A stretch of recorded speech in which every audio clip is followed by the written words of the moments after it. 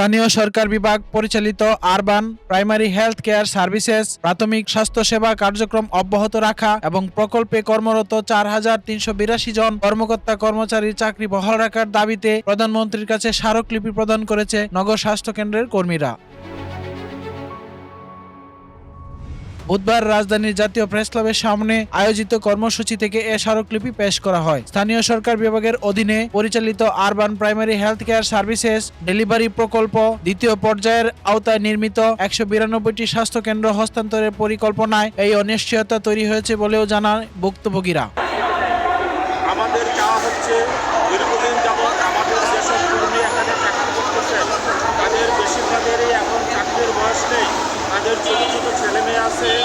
এখন দ্রব্যমূল্যের ঊর্ধ্বগতির বাজারে এদের টিকে থাকা খুবই মুশকিল। সরকার যেহেতু নারী বান্ধব সরকার বলেছে আমরা বেকারত্ব দূর করতে চাই, তাহলে আমাদের ৫,০০০ কর্মীকে পথে বসিয়ে চাকরিচ্যুত করে কিভাবে বেকারত্ব দূর হয় আমার জানা নাই। নগর এলাকায় প্রাথমিক স্বাস্থ্যসেবা এখনো পর্যাপ্ত নয়, ফলে শহরের দরিদ্র জনগোষ্ঠীর একটি বড় অংশ প্রয়োজনীয় চিকিৎসা সেবা থেকে বঞ্চিত হচ্ছে। ১৯৯৮ সাল থেকে এশিয়া উন্নয়ন ব্যাংক সহ বিভিন্ন উন্নয়ন সহযোগীর অর্থায়নে সিটি কর্পোরেশন ও পৌরসভা এলাকায় এ কার্যক্রম পরিচালিত হয়ে আসছে। নগর স্বাস্থ্য কেন্দ্রগুলো চিকিৎসক, নার্স, প্যারামেডিক, ল্যাব টেকনিশিয়ান ও মাঠ কর্মী সহ বিভিন্ন শ্রেণীর মোট ৪,৩৮২ জন কর্মী নিয়োজিত আছেন। সরকারের স্বাস্থ্য কেন্দ্র হস্তান্তর সিদ্ধান্ত তাদের চাকরির ঝুঁকি সহ তাদের জীবনে মানসিক চাপ পড়বে বলেও জানায় ভুক্তভোগীরা। আমাদের দাবি যদি এই বিল্ডিংগুলো সরকারিভাবে নিয়ে নেওয়া হয় তাহলেও আমাদের চাকরিটা স্থায়ীকরণ করা হোক। এখানে ব্র্যাক এনজিওর কথা বলা হয়েছে যে ইপিআই কার্যক্রম ব্র্যাক এনজিওর লোকজন দিয়ে করাবে, কিন্তু তারা কি অভিজ্ঞ? আমরা তো ট্রেনিং প্রাপ্ত অভিজ্ঞ।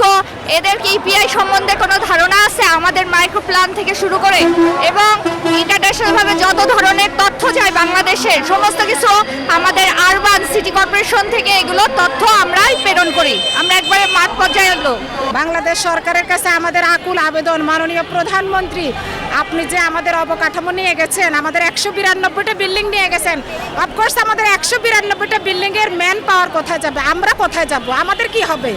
আমাদের একটাই দাবি, আমাদের চাকরি স্থায়ীকরণ করতে হবে, আমাদেরকে আপনার অধীনেই রাখতে হবে। স্থানীয় সরকার সিটি কর্পোরেশন আইন ২০০৯ এবং পৌরসভা আইন অনুযায়ী নগর প্রাথমিক স্বাস্থ্য সেবা প্রদানের দায়িত্ব সিটি কর্পোরেশন ও পৌরসভার উপর ন্যস্ত থাকলেও সম্প্রতি স্বাস্থ্য কেন্দ্রগুলো স্বাস্থ্য মন্ত্রণালয়ে হস্তান্তরের উদ্যোগ নেওয়ায় সেবা কার্যক্রমের ধারাবাহিকতা এবং কর্মীদের ভবিষ্যৎ নিয়েও অনিশ্চয়তা তৈরি হয়েছে।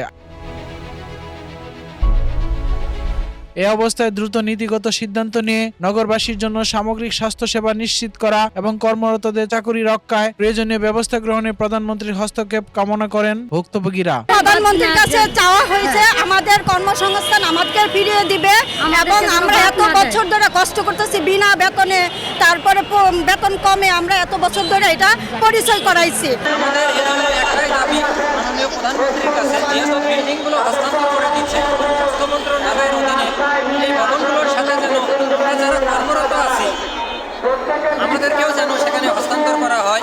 শহীদুল হক, বাংলা বাজার পত্রিকা।